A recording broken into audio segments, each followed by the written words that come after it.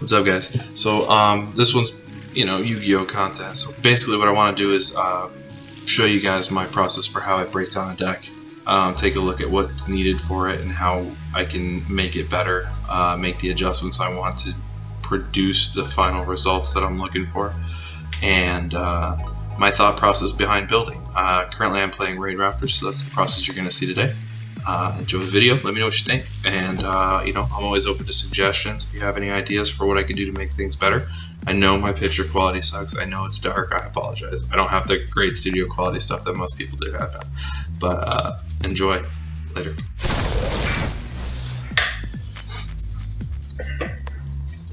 Alright, so this is going to be a different kind of video. In this video, what we're going to do is we're going to actually kind of deck build out what we want to do with my current Raidraptor deck. Right now what you see in front of you is basically just what I would call like the workbench, or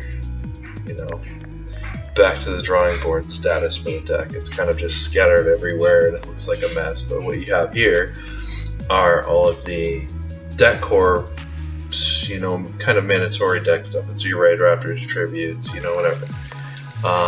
So when it comes to building a deck like this, for instance, obviously it's Raidraptor. It's a matter of what I want to do with the deck. And now I don't really know. I do know what I want it to be able to do. It's just how much more can I put into it beyond that, right? So, in theory, this what I would call the Power 3, which is Monster Reborn, Foolish, and Harvest Feather Duster. These may not make it into like the main deck. These would be what I would call like filler or adding. Even though they're very strong cards individually. For instance, Foolish is obviously insanely good. Monster Reborn is always good, and then Feather Duster back row. Some of these may or may not find their way into the X side deck, but the focus of this deck list now is going to be specifically combo. And if you're unfamiliar with Raidraptor combos, there'll be a video coming out about that. I just wanted to show kind of like the breakdown for what I do when it comes to deck building and how I plan on building this deck. So the main focus is going to be we're going to go with this right here. It's going to be the Kali-Yuga lock. And I'll just kind of briefly explain what everything does here. Basically, what you do to Kali-Yuga lock in this deck is that you just make Utopia double. You make Utopia double, and then you use the effect of Utopia double to grab the double or nothing out of the deck, and you make Utopia Kaiser. Then you take Utopia Kaiser's effect to special summon out Utopia and Big Eye. Big Eye is a dark level 7.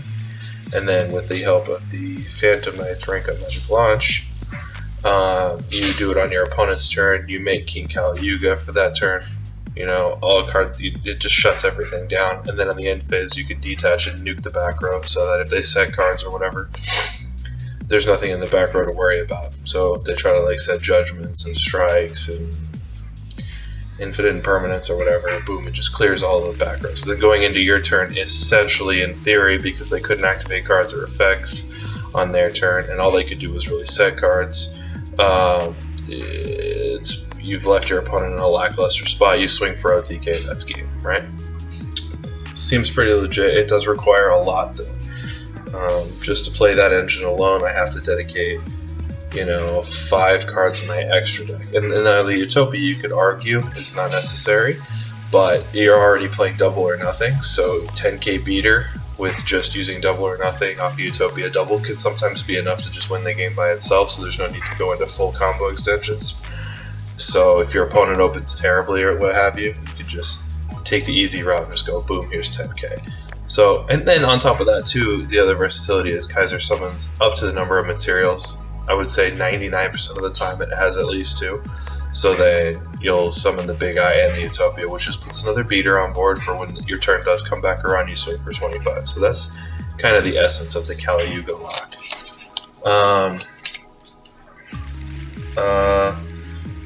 Combo. The other thing about the extra deck too is all the staples that this deck has to run, because in theory a lot of the time, what I've noticed, well, not in theory, but a lot of the time with Raidraptor, my experience is that, especially in a variant that's combo focused, you find yourself using, I don't want to say 13 of 15 cards in your extra deck almost. It's kind of crazy. And that's just because you just keep going. I mean, it's a combo deck, but like core cards that I can't play the deck without are like, 4 Strix at 2, a Rusty Bardiche, a single Y Strix, and Cyber Dragon Infinity. So what I would say, I would argue very much so, is that this is the core extra deck for the deck. And then on top of that, you have the core win condition for the deck, primary win condition. So that's the kind of room you have to work with when it comes to creativity. I'm looking at 10 cards just for core engine to pull off said combo, and then the combo in that of itself. So looking at it like this, in theory, in one turn, I play through all 10 of these extra deck cards. And I would say that happens probably 85% of the time. There's occasions where Cyber Dragon Infinity wasn't able to come through, your opponent negates something at a critical time, whatever. And then sometimes you just don't need to use them, like Rusty Bardiche isn't necessary because you drew the quick launch, or the Phantom Knight's rank up magic launch. So in theory, you wouldn't need it. But, so because I now know for a fact that I have 10 cards that are dedicated to just running the combo and just running the deck in general, now the 5 cards here, the Sidra, the Y Strix, the Rusty, and the double 4 Strix, this is the combo. It is necessary for the combo, but this is also your go-to line of play to make other things as well. So like if I'm going to play the dark variant, this is also in there. Even though he's a light, if you make your combos into Y Strix before you actually trigger a Strangleanius, which would lock you into dark in the first place, you could pull off the Sidra, and you're set at that point. So I mean, even in the dark variant, still run Cyber Dragon. So there's 10 cards. Now it's a matter of what else do I want to put into the extra deck, because this right here is going to be the key to how this combo deck specifically, maybe others as well, is actually going to function. So I have 10 cards here, I have 5 cards to play around with. In theory, it's 5 cards. So we have options. We have plenty of options, actually. So do we run a Raiders Night package, where I would go Raiders Night into Arc Rebellion, because it becomes a skill drain and can OTK your opponent. Me personally, I think it's a little too slow. Cards that don't destroy but negate effects can come into play. And now, mind you, it's very powerful, but in theory, it's also just as strong as Utopia Double, for instance, for swinging for the win. I don't know. It is an option, so this is very much so one of the options that we're looking at too. Another option is Dark Rebellion XYZ Dragon into Dark Requiem XYZ Dragon. Now this is primarily a dark deck package where you're going to be playing into darks, you're going to make the Rusty Bardiche, and then you're going to make your Dark Rebellion and pass. So then your rank up magic launch, or when you trigger a rank up on your opponent's turn, you're going to get triple negates and a pop right out the gate. So it's really good. In this list, probably not so much, because this isn't going to be a very grindy kind of boxer style punch you, punch back, punch you, punch back kind of deck. This is going to be all in on the combo and push for the win that way, I think. I don't see why this would be as useful, and this is the other thing. You can already see the next card is Evil Swarm Nightmare.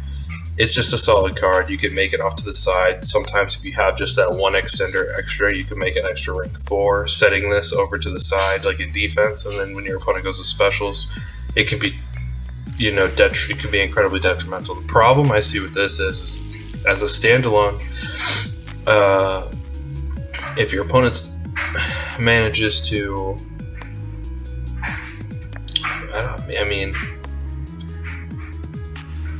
it's play aroundable.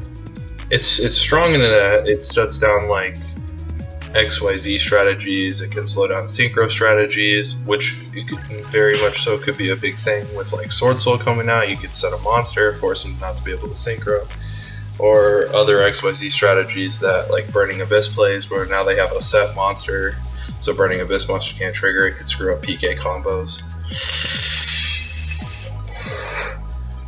But as effective as it is, I don't know if it's super duper strong as just a make it and pass kind of card. Especially if I'm looking for cards to fill the gaps for instance, when I have comboed off completely and now my combo got shut down, or I wasn't able to play, so now I just need those really high power cards to come out of the extra deck. It's because now my original plan was shut down. So is this high enough power? I don't know. Another package I'm looking into is Predaplanet Verte Anaconda Dragoon. I mean, you can see right here, you can see down at the bottom here, I have the Dark Magician Red Eyes right there. The Dragoon itself, also more of a dark deck focused kind of engine, because it is, let's be honest, the strongest dark monster. I don't know if there's anything else stronger than it. But also very easy to make pretty much any time you can put 2 monsters on the board. This deck has almost always access to be able to put 2 monsters on the board. Especially, I mean, just a top deck. Tribute Lanius can send Mimicry, which can give me another monster. There's 2 monsters on the board. The other thing too is mid combo, you can also push for that kind of stuff as well. Right, so the next possibility after the Dragoon engine, which is still like it is insane, is playing Arsenal Falcon into Ultimate Falcon, which is Towers Bird. So, 2 things. Number 1, Towers Bird can be an insane game 1 play, just because most of the time game 1 your opponent's not playing kaijus to out this, and a lot of people's ways to out this is to make something like a kaiju, is to go into that. Another thing is that it's strong, but it also doesn't do anything on your opponent's turn, and it can be ran over. Access Code Talker is a card. So, it's like a high risk kind of play but high reward, because a lot of the times if your opponent just can't out it, they just can't out it. And then other times too, it can just shut down your opponent's turn completely, kind of like King Kali can, where you can just activate his effect. It's unaffected by card effects. Your opponent can activate cards or effects this turn. So at which point you could just push your damage through no matter what they have on the board, because even if they try to negate it, he's unaffected, so you know, kind of good luck, which is another reason why it's pretty strong. Making him late game, however, isn't always easy, because it requires you to be able to get to an XYZ monster, dark specifically, and then, you know, ranking up by banishing a bunch of cards to get to a 7.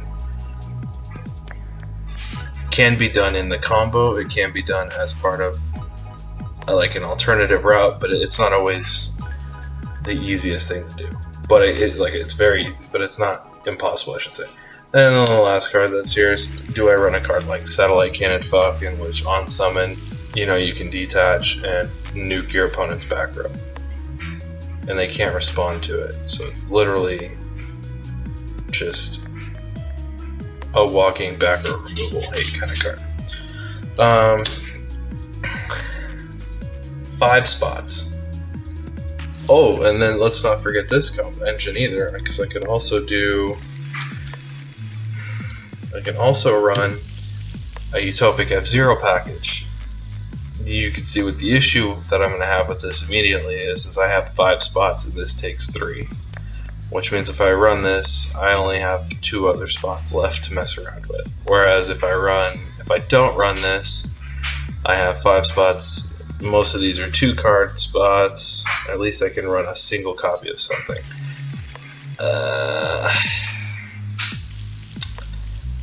Big powerhouse play. He is a boss monster.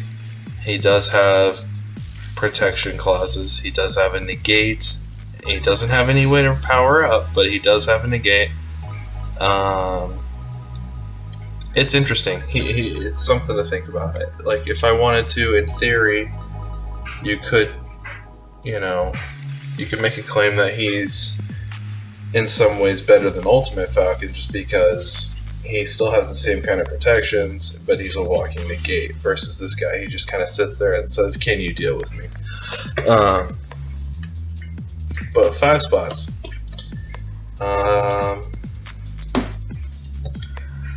5 spots. I personally think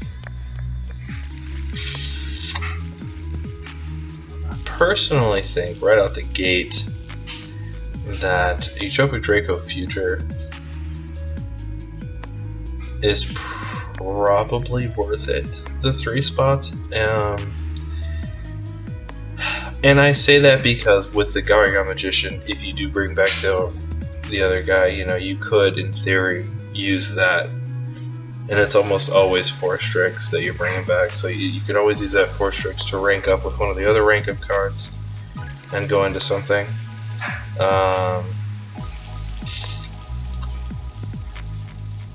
But is that going to conflict with other things? I think Ultimate Falcon's pretty solid. I think he's a little overrated just because he's Tower's Bird. But Ultimate Falcon can win the game turn 1 too. I don't know, this one's kind of tough. Let me know what you guys think you would do as far as putting a package together goes to fill this 5 cards that I have free space for. If I had 7, I'm pretty sure this is the line I would go. I don't think these cards specifically, this Nightmare, this Dark Package material stuff, is worth it. I know that I've seen deck profiles that would definitely, that all say like Arc Rebellion XYZ is definitely worth it because it's an OTK engine. In this particular lineup, I think it's a little too easy to make Verte and make a Dragoon, and that card alone can be a boss monster that can win the game. But like I said, I want high impact right out the gate, supremely difficult to deal with kind of monsters to hit the board that are easily accessed. It's really easy to make a rank 4, so Garga Magician's not necessarily difficult to make, so the Utopic Draco Future package could be almost a guarantee. Plus, in theory too, upon the right amount of stopping from my opponent, that's also a fallback play mid-combo, which is easy to pull off. Predator Plant Verte Anaconda, 1 extender, you could even make that. Again, I think the Ultimate Falcon play is probably not worth it, because I think Draco Future puts a negate on board. It doesn't just have to sit there. It's only 500 attack less. He steals monsters. So I think we're actually going to bench Ultimate Falcon for this combo variant and go with Predator Plant Verte Anaconda, Dark Dragoon, and Utopic Zero Draco Future.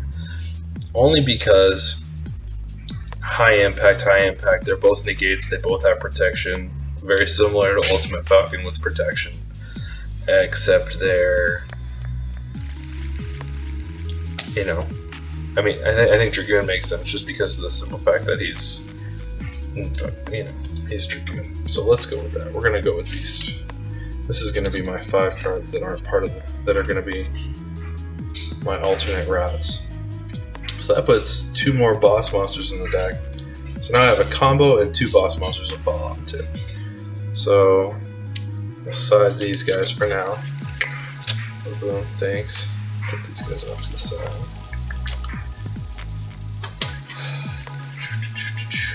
Right there, that's fine. Okay, so this right here is necessary, and again, we're going to focus specifically on the combo. These other cards, those other 5 cards that are in the extra deck, are going to be doable no matter what build we go with, honestly, which is another thing that's pretty sweet. I think the only difference is the kind of rank ups that are going to be in the deck to actually pull off combo specific plays. So it will affect the rank up choices later on, but it's not going to affect specifically anything else, I would say, because it's not going to be in there, which means we have room for extenders or hand traps or whatever. So let's go with the main. So we already know that 3 Tribute Lanius is going to be solid. It's too good. Vanishing Lanius plus is just it's a walking rank 4 machine. We got Raider's Wing, which is a combo extender. Mimicry Lanius at 3 as changeable. I guess we have 1 Pain because you only need it for the combo. Might be worth going into it. It might be worth playing a second Pain. I don't think I have a second Pain sitting around anywhere. Singing Lanius, same kind of thing. I think Pain's more effective just because all I need is a Raidraptor on board. And Zephyros and then Chris because they're part of the combo. So you know what, we're gonna leave this part of the deck alone at this point. And that is a 1, 2, 3, 7, 8, 9, 10, 11, 12, 13, 14, 15, 16 cards so far. So we'll call that 16. This is part of the combo with Dusty Boots. It's what sends and gets going, so or whatever it's called. That card goes into the main. Kagetakage is a wonderful extender. I think we keep that going in there. We obviously play the Shade Brigadine package with the Magic Launch, just because that's how you make the main part of the combo go boom. I have the Ascend Sage here. Now again, I'm not locking myself into Dark Monsters with this deck, and this is a free extender. So if you open this plus Tribute, you open this plus Mimicry, you open this plus pretty much any other level 4 in the deck, it's pretty good. Outside of Pain, which is why I think we're okay with just running 1 right now, because we're playing an extender like this. So that puts us there so far. Double or Nothing has to be in the deck because of the way we're playing the combo. Raidraptor Nest, it's part of the combo as well. It's part of just the basic Raidraptor combo. Double or Nothing is part of the LTK combo. 6, 7, 8, 9, 10, 11, 12, 13, 14, 15, 16, 17, 18, 19, 20, 24 cards at this point. So we're at 24 here. Crossout Designator is obviously going to be in there. But the package we run with Crossout Designator is going to be interesting to work with. So we're going to put that to the side for now. I already decided that Dragoon's going to be a play. So we're going to play the Dragoon engine inside of here. That's 30. And then here's more rank up cards. We already have the launch in there. And is this card still usable at this point? That's another thing we need to look into. So let's go back to this extra deck here really fast. So we have that combo there, that engine there, this engine here. None of this is usable with the rank ups like I need to. Sidra runs off of Soul Shave Force, which is why this one definitely goes. And then these 4 cards here don't have targets. Okay, so just confirming. So these 2 cards are not useful in this list. In the more grindy, we make different kinds of 4s into 5s, and then we make the Big Bird the Big Bird Ultimate Falcon himself. This card would be very useful. It's very good. It's very searchable. It's easy to get to, and it's very flexible. In this list, it's not going to be anywhere near any of those things. So this card is actually sideboard, or not sideboarded, but off the main.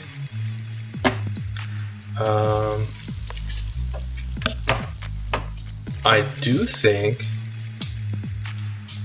it's probably worth it to play a Fogblade in this list, as one of my teammates is constantly telling me to do. Shout out Blake.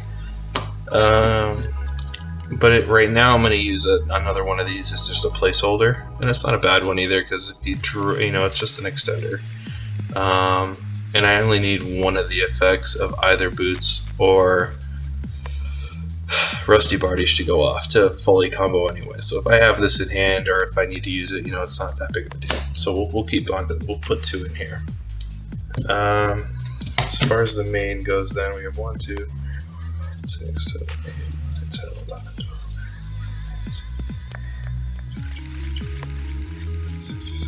12, 29. So we're at 29 cards.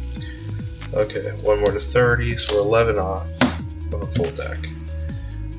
We are going to want to go over 40 because we're running the Dragoon package, and I just don't want to open up a freaking piece every time I play this deck. So let's talk about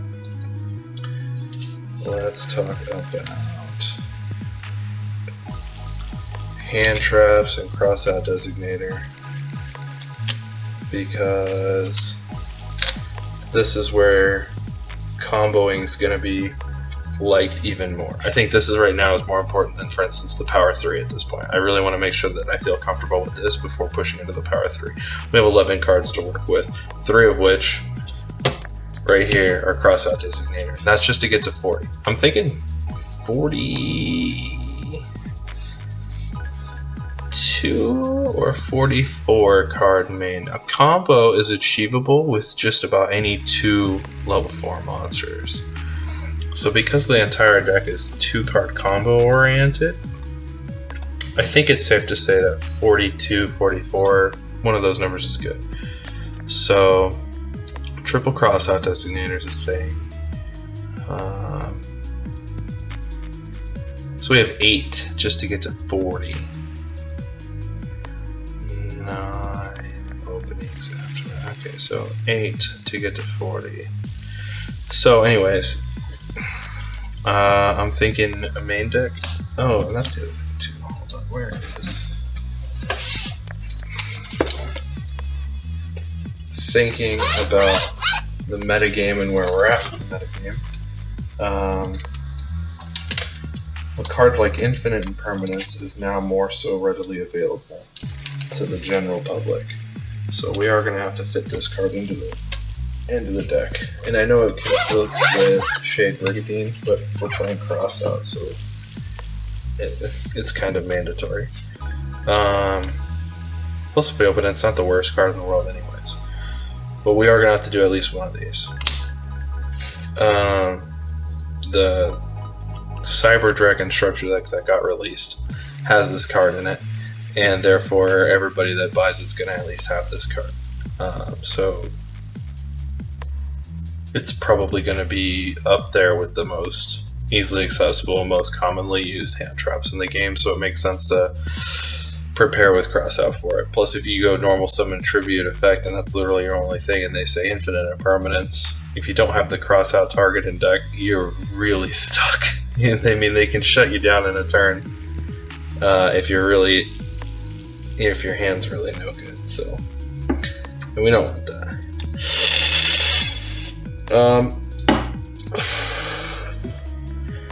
Okay, so let's go with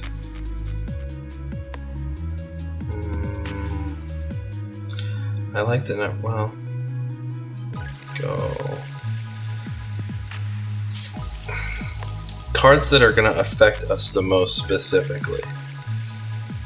Probably Ash, right? Infirm, I'm thinking. Droll and Lock, probably. It'll probably stay at least a 1-up. And Nibiru for sure. Nibiru for sure. These are the cards I think are going to be most commonly affecting us as we move forward.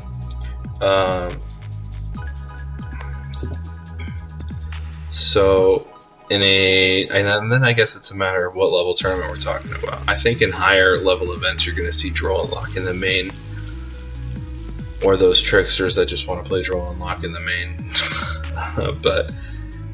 So I'm thinking that this is probably a good start. I'm thinking these are the 4 cards that can hurt us the most, which is damn near all of them almost. Effect Veiler is good just because it doesn't interfere with Shade Brigandine in this list, which is why I was running it over Imperm, and that's why the Imperm was in the binder and not necessarily in the decker side. So now I want to talk about ratios, because playing hand traps to begin with is just good. I'm thinking Ash is probably just a good card to have in the deck anyway, so let's at least up the number of Ashes. I think a card like Infinite Impermanence and Droll and Lockbird can probably both stay at 1, and we'll sideboard the other Droll and Lockbirds, depending on the kind of deck that we're playing against. So Nibiru, do I want to main more than one Nibiru? let's think. For decks like, well, I guess that kind of changes here and there based on what we're dealing with. I think Nibiru could probably be just a 1-up as well, actually, in the main board, I should say. Because if we don't play against combo, then it's completely useless, and maining a bunch of them is never very good. So,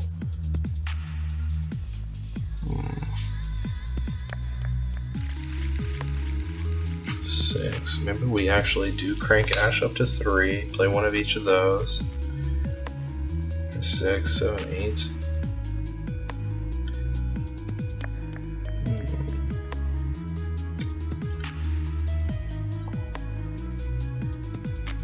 Yeah, I do like that. So then we run all of these, actually.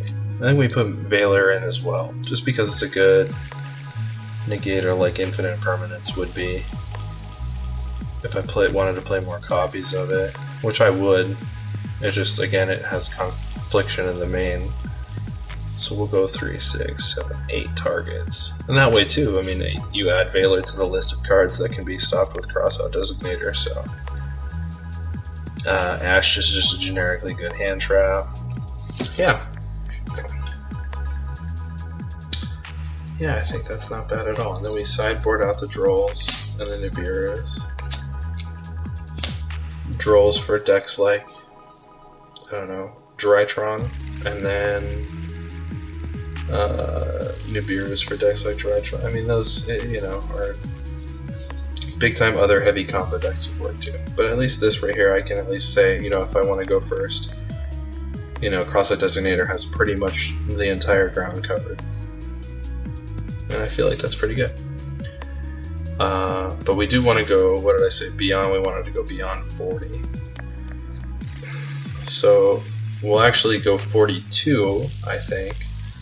And we will...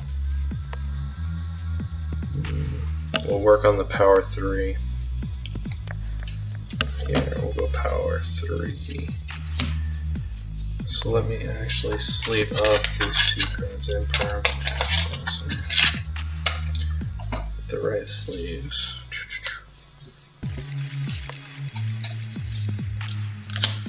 Ash Blossom sleeve, and permanents will sleeve.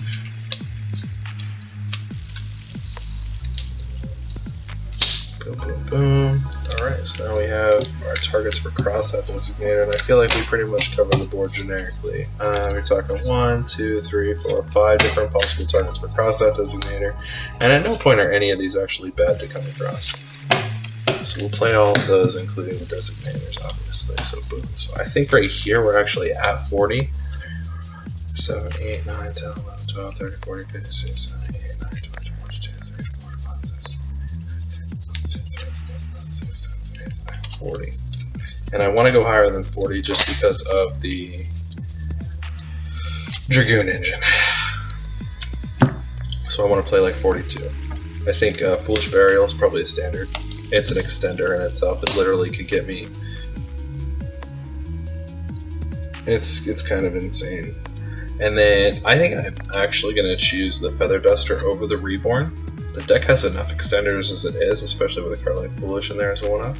But if I don't have anything main board to get myself out of a Mystic Mind play, I would probably stab myself in the foot. So I think we're actually going to go with Feather Duster over Monster Reborn. So Monster Reborn takes a side C.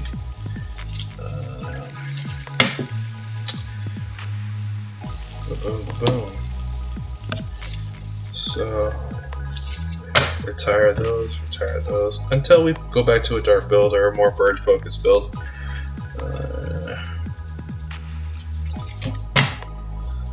13, 14, 15. Okay, so I think we're fine. We're at a good spot now, and that's pretty much all I have to do as far as taking a look at the deck goes. after playtesting with it a little bit, we'll take a look. I mean, we can make determinants on whether or not like another opening extender is needed, which I don't think so, because Tribulaneus is an opening extender. The two other these that are an opening extender, you've got the Vanishing plus anything is an opening extender. You don't need that. This one literally depends on me having an XYZ, which is why I think it's a good just one of, and I don't think I need it. And then Y Strikes, but you know, I don't have any more extra deck spots, so I don't think it's going to fit the bill at this point.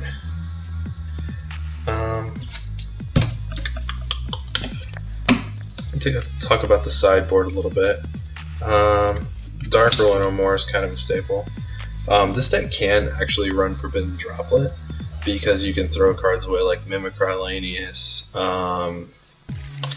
You can also throw away Raider's Wing and kind of get away with it. I don't necessarily know if, even if I had them, I would, without future support that would allow me to just more out of the graveyard effects to take place. I like running a small kaiju engine. Add Ignisters a deck and they make a Towers. And this is what I mean. Adding Ignister is another reason why playing Towers Bird in this deck, it just doesn't seem correct. Because if they side already to play against a very popular deck, or a very meta deck, I should say, then they're going to have a side out for the Towers Bird. Not to say that playing Dragoon isn't outed by the same thing, or playing Utopic Future isn't outed by the same thing, but at least those guys, outside of just being a Towers Bird, have an effect negation, so, you know, it's effective. There you go. Evenly Matched kind of just wins games. You don't necessarily need to go to win when you're playing catch up, or you're just trying to get to an establishing point. Evenly Matched back row 5, set 1. Shout out Brandon. You kind of just win the game. And then back row hate again, so some Twin Twisters.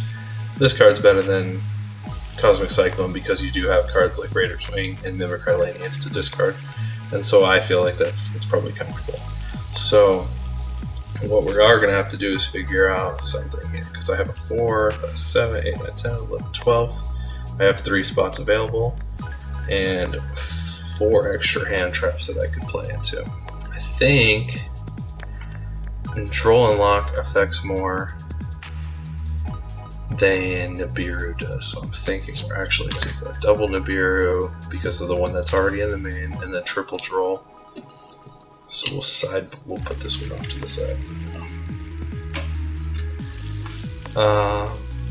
You could argue that Evenly is probably,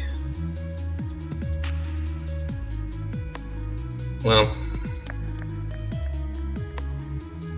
I say Evenly more so because, okay, so this is why, another reason why.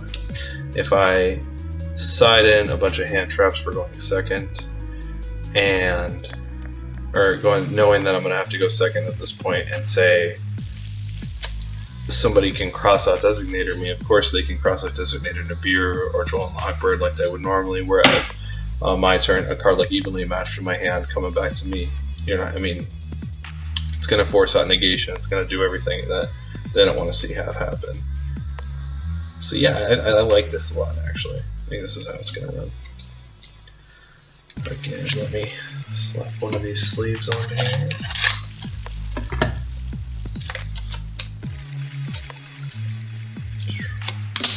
Okay. So, that's it. I think that's it. I think we've now established the new combo-focused Raidraptor deck.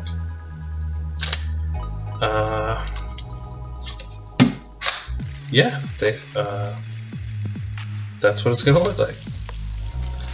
Alright, so as just a little extra, we're going to go ahead and run a test hand out of this and see where we can get. Maybe I'll pull off a full combo, we'll see what happens. I may draw all 3 pieces of the Dragoon engine too, but we'll see what happens. It's the downside, I guess, huh? Alright, so 2, 3, 4, 5. It's not bad. So we're going to assume we're going first, obviously. I guess even going second, having a Droll and Lockbird in your hand's not bad either. It's a nice little one-up to have in your hand. Okay, but let's just go full play without assuming any negations then. Here we go. Normal summon the Vanishing Lanius. Effective special one from hand, so we get the Tribute Lanius on board. Let's actually... Is that how that works? I don't know. Yeah, we'll go like that. Boom. 1, 2, 3, 4, 5. Right, okay. So Tribute Lanius. And then Tribute Lanius effect will go ahead and send a Mimicry out of the deck to the graveyard. Okay. With Mimicry in graveyard, we can go ahead and banish the Mimicry. Because now we want to add Raidraptor Nest. Activate the Raidraptor's Nest. Because I control 2 Raidraptors, we can add 1 from deck to hand. Grab ourselves, I say Pain at this point, so we grab Pain. And then with Pain, we can special summon. Targeting him, we take 400. It's the lowest stat, and he becomes a level 4. From here, we can go like this. Overlay these two, and get started. So now we can make the 4 Strix go first. Detach for the 4 Strix. And we can search out just another extender. What's interesting about this opening hand here is that we already have the Soul Shave Force and we have a Raider's Wing in hand. So the only other extender we can think of getting right now is the Singing Lanius, because we control an XYZ monster. So we can grab Singing Lanius and add that shit to our hand.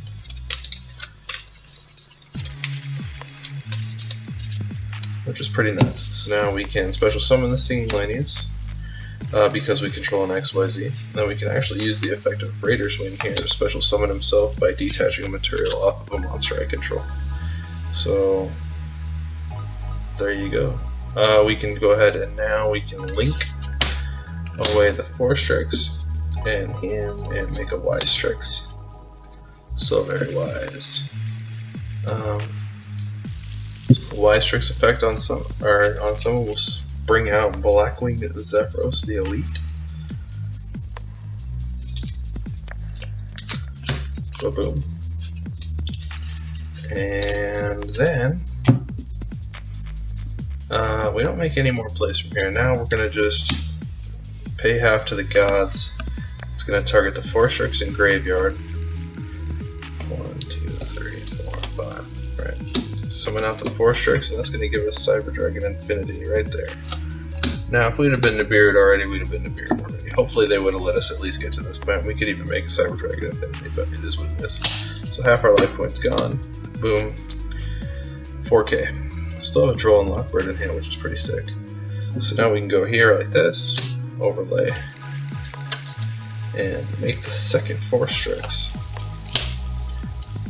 Use the 4 Strix effect, making sure we detach that Blackwing Zephyros to the Elite to go search his actual buddy, Blackwing Chris the Crack of Dawn. I think it's pretty easy to see where we go from here at this point. We go ahead and use the effect of Blackwing Zephyros the Elite to special summon himself out of the graveyard by bouncing this back and taking 400. Yeah, we're down to 3,600 life points. It's worth it, I'm telling you. Because we control Blackwing monster, Chris the Crack of Dawn actually special summons himself from hand. All of the extenders. So like I said before, now we do the common stance play, which is to take this 2 right here, this card and this card, and we link these away for Rusty Barnacle himself. Now we can use Rusty Barnacle's effect to send a Phantom Knight monster and set a Phantom Knight card. So in our case we send the boots, and then we can set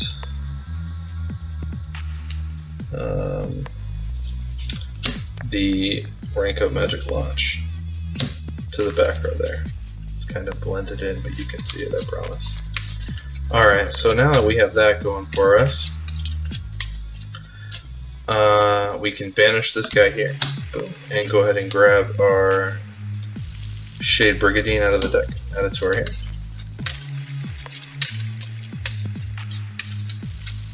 If I'm wrong with that, bear with me. It's gonna get played anyways. I just can't remember.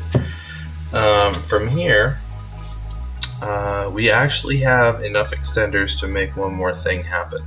So, outside of just the normal lock, we could in fact go for the Gaga Magician play into something stupid or whatever. And so in fact, we're actually going to do that just because we have the extenders necessary to do it. So now we're going to set the Shade Brigandine, activate it, and then we will Exceed Summon here. We'll make the Gaga Magician, which is effect is to detach and special summon a level 4 right out of the graveyard. And now we know what we do here. We go overlay. That falls off. And overlay into F-Zero into Utopic Draco Future. So now we have at least a little bit more protection. Actually, what we even could have done too, because now we have the nest in hand, is we could have gone for just another Omni Negate in the form of Dragoon, which may or may not have been better. Let me read something here really fast. It cannot be destroyed by card effects. Now the player can target this card with card effects. This guy reads card with a number of 0, blah blah blah. Cannot be destroyed by battle or card effects. Okay, so unlike towers in this particular instance, these are just can't be destroyed by or can't be targeted by effects. In theory, towers trumps both these cards. Towers meaning Ultimate Falcon, but nevertheless, we went this direction anyways. As a little extension, I guess. The actual play goes, we go here and we go overlay. And we go into Utopia Double. Effective Utopia Double to detach and add double or nothing from deck to hand.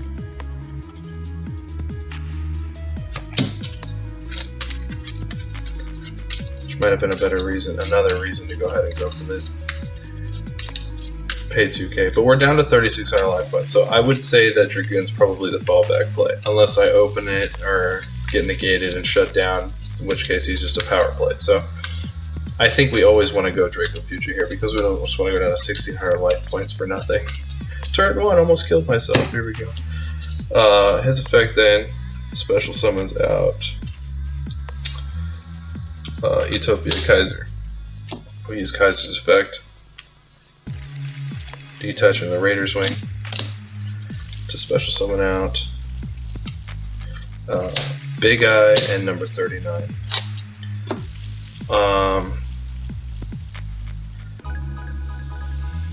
You have things that you can do here. So if I want to make Sidra a little bit more effective, you can use this effect to suck up to 39. Oh no, can I? I don't even know if I can actually. Numbers attached to card effects negate. And when show off this card for this is turn, unless effects negate, you cannot special summon monsters, and any battle damage takes becomes half. While you control another number XYZ monsters, card can't be destroyed by battle card effects. It's probably a bad idea. Let's leave it on the board. So you end up with 3 cards left in hand. We've plussed all of this. We've gone through everything. Like I was saying in the building video, I'm literally down to 3 cards left in my extra deck. My opponent's turn is going to come. They're going to try and do something. Say they have a Lightning Storm. You have an Omni Negate.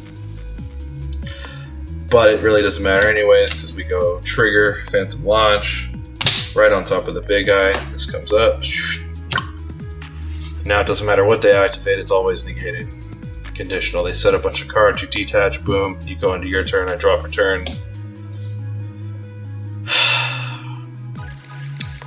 GG, no re. Hope you enjoyed the video. Take it easy.